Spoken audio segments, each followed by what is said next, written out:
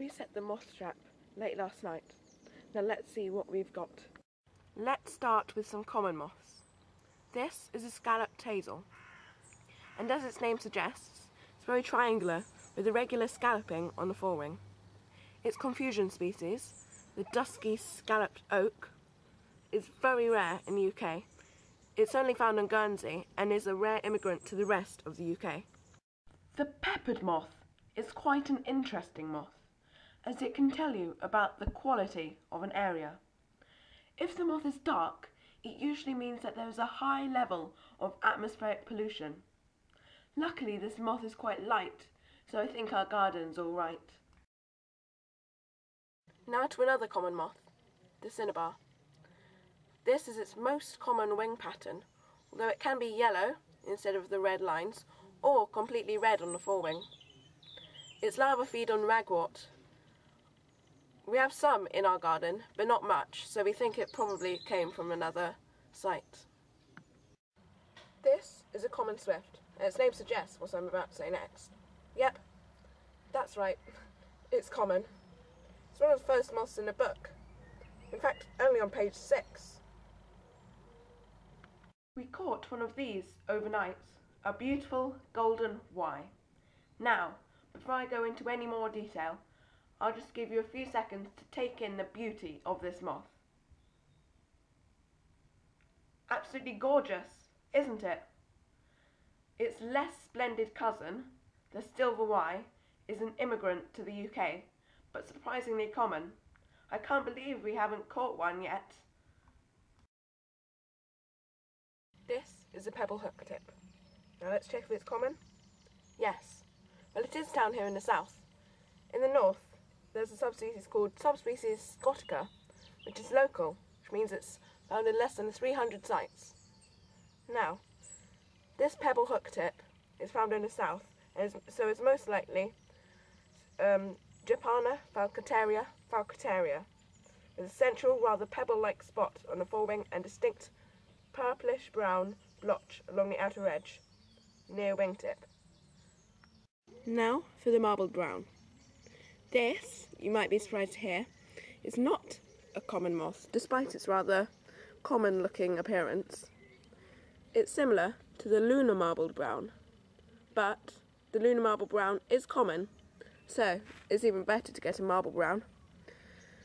This is the second we've caught this year, and its flight season is May to early July, so we still have an opportunity to see it again. Off the top of my head, I think this looks like a bright line brown eye. Let's see what it says in the concise guide. Forewing rather uniform warm brown, slightly dusted white. Orange blotching kidney, fine pure white outer cross line, forming a W. See dog's tooth. Flight season May to late July, which corresponds to the time I've set this trap. And in south, August to September. Hang on, we're in the south. I better follow that up later. And yes, it is common, before you ask. This is a poplar hawk-moth. It's the largest moth we've ever caught. They're quite common in my garden, and must breed as I found 2 poplar hawk-moths mating a few years back. It's surprising, as I haven't seen any poplar trees nearby. The green oak tortrix is a common micromoth, and the UK's only green tortrix. Its confusion species, the cream-bordered green pea, has a white or cream line running down its forewing on the leading edge. This is a light emerald, and don't you think it's just a beautiful moth? It's still common though. I've seen it in the long grass at the back of this garden, but never caught it in the moth trap before. Wave. And yes, it is common. We've only had our moth trap for about a year, so that probably explains why I haven't caught it in it before, although it's been attracted to our security lights several times. Another very pretty moth, the brimstone moth, flies all summer. This one had escaped, but fortunately I found it where it had landed. It was quite exposed, so I put it beneath a leaf lower down so the persistent robin wouldn't gobble it up. orange footman, and you'll be very pleased to know that it is not common.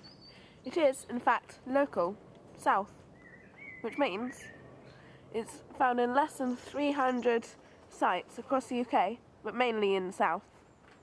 I'm very pleased, but its flight season is late May to June, so this is probably the last we'll see of it.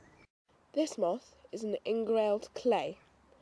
It is common and probably subspecies mendica, Diarcia mendica, which is common in the south and throughout, but Thelay is found in Shetland and Orkneyensis is found in Orkney.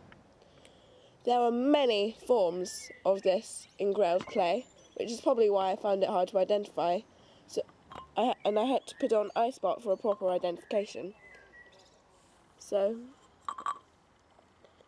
3 on the top line, then all of these are all of the same species.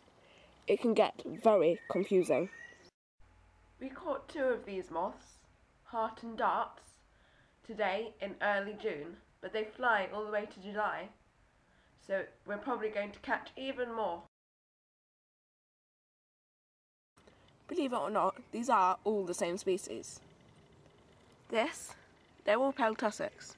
This, I think, is a melanistic male. This is a normal male. This one's a normal male, but with its wings held upwards, which is not its normal position. Now this one gave us some difficulty, as it was larger than the other males, and also dark in colour, like this melanistic male. I put on iSpot, thinking that it might possibly be a great prominent, which would be a good species, but it was, in fact, a female melanistic pale tussock. The females of the species are larger than the males that we can see here. No, this male's gone into a more normal position, and but the same colour as this one, so it's a melanistic female pale tussock. Mystery solved. Early in the video, I read that the bright line brown eye was found in the south in August to September. I posted this as an observation on ispot.org.uk, where another user thought that this might have been a second brood, which I think is the most likely.